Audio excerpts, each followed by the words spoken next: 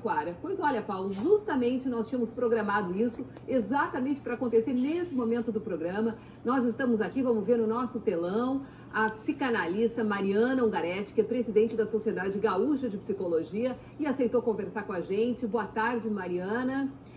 Às vezes a gente parece que se vê assim dentro de um filme de ficção, né? Com toda essa situação que nós estamos vivendo, de uma hora para outra a nossa rotina teve que mudar completamente e muita gente entra em pânico com tudo que está acontecendo, né, doutora Mariana?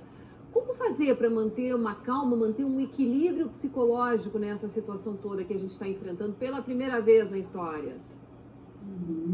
Nesse momento a gente precisa considerar fundamentalmente a rapidez com que as coisas foram acontecendo, né? Em poucas horas as medidas de cuidado se intensificaram drasticamente. Então eu penso que primeiro é necessário que cada um respeite o seu tempo para digerir tudo isso, né?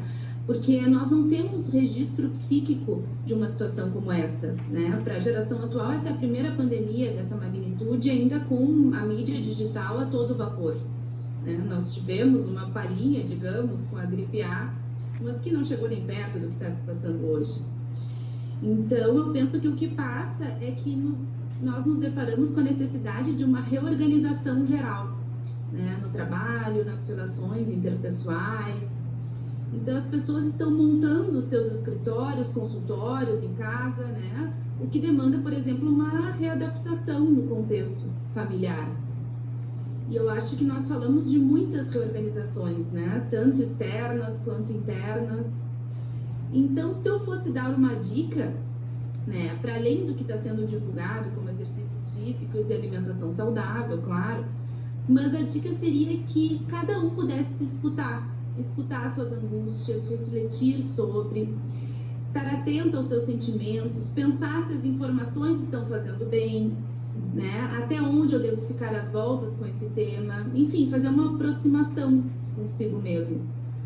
E se perceber a necessidade, desejo, poder ter um espaço terapêutico para trabalhar isso, né? Hoje, com as ferramentas online, está muito presente. Eu vejo na minha prática clínica que é algo que vem funcionando muito bem.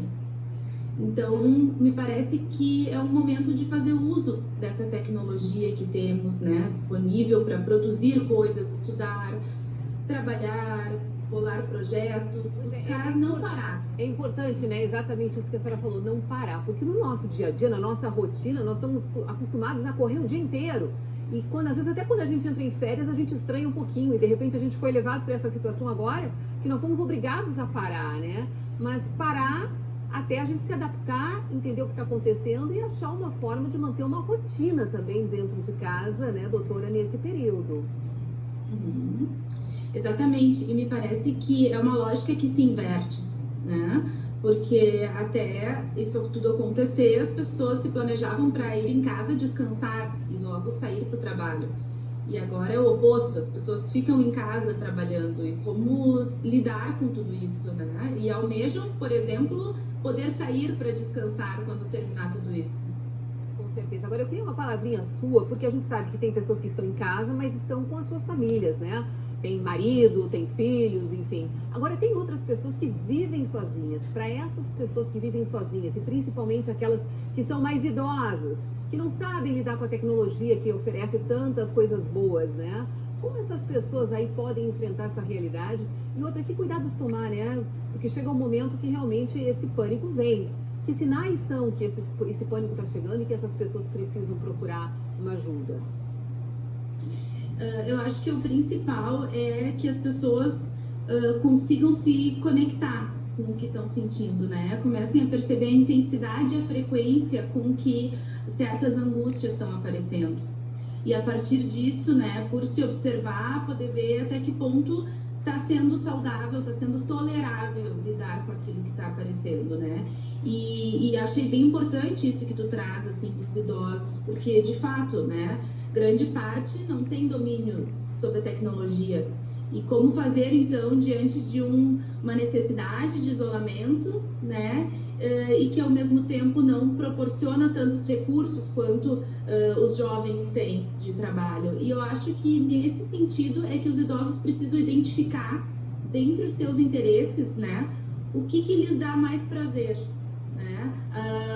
da sua rotina, priorizar o que der mais prazer, né? Se é alguém que gosta de fazer leituras, se é alguém que gosta de assistir filmes, a gente poder pensar como que esses idosos podem ter cuidado consigo mesmo, podendo se reconhecer, porque uma coisa que vai ser muito boa para um idoso pode não ser para outro, né? Então, a gente precisa pensar na singularidade daquela pessoa, né? Se manter informado é importante. Agora, passar o dia inteiro ouvindo as notícias, ouvindo essa contagem de números aí que a gente vê pelo mundo todo, não só aqui no Brasil, também não é muito adequado não, né?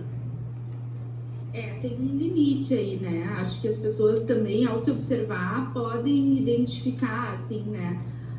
Até onde aquilo tá bem, até onde aquilo tá sendo informativo, ou quando passa de um certo limiar que acaba sendo, assim, de uma forma mais tóxica, né? Então, acho que é necessário, sim, essa autoavaliação e de poder se respeitar e se afastar realmente das informações, se for o caso, né? Se identificar isso. Doutora, muito obrigada aí pelas suas orientações, muito obrigada pelas suas dicas. É isso aí, quem está em casa, né, gente, tem que encontrar uma forma de enfrentar essa realidade numa boa, né, doutora? Muito obrigada. Bom, ficar em casa